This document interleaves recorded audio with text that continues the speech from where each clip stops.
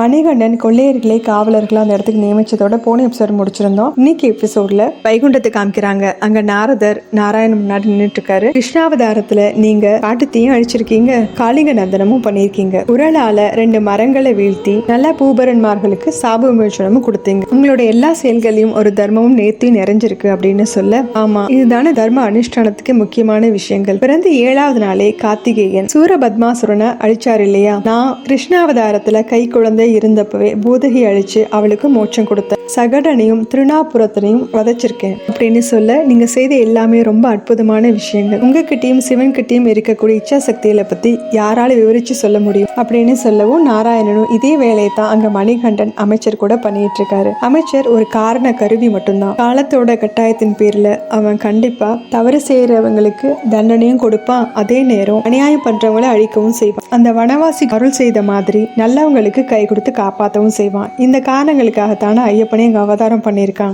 எப்படி ஒரு பெரிய தேருக்கு அச்சாணியுடைய தர்மம் ரொம்ப முக்கியமான விஷயமோ, அதே மாதிரி அவதாரம் எடுத்திருக்கவங்களுடைய இச்சா சக்தியும், அதாவது அவங்களுடைய விருப்பங்களும் அப்படின்னு சொல்ல, இதை நாரதர் ரொம்ப சந்தோஷமா கேட்டுட்டு இருக்காரு. அடுத்த காட்சியில அரண்மனையை காமிக்கிறாங்க. அங்க மணிகண்டனும் ராஜராஜனும் அவங்களோட அப்பா கிட்ட பேசிட்டு இருக்காங்க. இதுல மணிகண்டன் சொல்றாரு, நம்ம நினைக்கிற மாதிரி நாட்டு நடந்துட்டு இருக்கலப்பா அப்படின்னு சொல்லவும், அங்க என்னதான் நடந்தது, நீங்க மாறு விஷயத்துல வெளியே போயிருந்தீங்கல்லப்பா, அங்க என்ன நடந்தது அது தெரிஞ்சுக்க நான் ரொம்ப ஆர்வமா இருக்கேன் அப்படின்னு சொல்றாரு. எல்லாத்தையும் நான் மந்திரி முன்னாடி சொல்லத்தான்ப்பா ஆசைப்படுறேன் அப்படின்னு சொல்லவும், அது ஏன்பான்னு கேட்கிறாரு. இல்ல அன்னைக்கு சொன்னாரு இல்லையா, நாட்டுல மக்கள் எல்லாம் ரொம்ப பாதுகாப்பா தான் இருக்காங்கன்னு சொன்னாரு, ஆனா எங்கேயுமே அமைதியை பார்க்க முடியல, நிறைய இடங்கள்ல தவறான விஷயங்கள் நடந்துட்டு இருக்கு அப்படின்னு சொல்லவும், ராஜா ரொம்ப அதிர்ச்சி ஆகிறாரு. அது மட்டும் இல்லாம பெண்கள் ஆபரணங்களோட வெளியே போக கூட முடியல, நிறைய அனர்த்தங்களும் நிகழுது அப்படின்னு சொல்லவும், இது எல்லாத்தையும் உடனடியாக விசாரிச்சு அதுக்கான தண்டனை கொடுக்கணும் அப்படிங்கிறாரு ராஜா. மந்திரி நாடு முழுக்க அமைதி இருக்குன்னு சொல்றாரு, ஆனா அவருடைய அந்த பதவிங்கிறது வெறும் அலங்காரமான விஷயமா இருக்கக்கூடாது அப்படின்னு கோவப்படுறாரு. ராஜராஜன் அமைதியா இருங்கப்பா, அண்ணனும் சில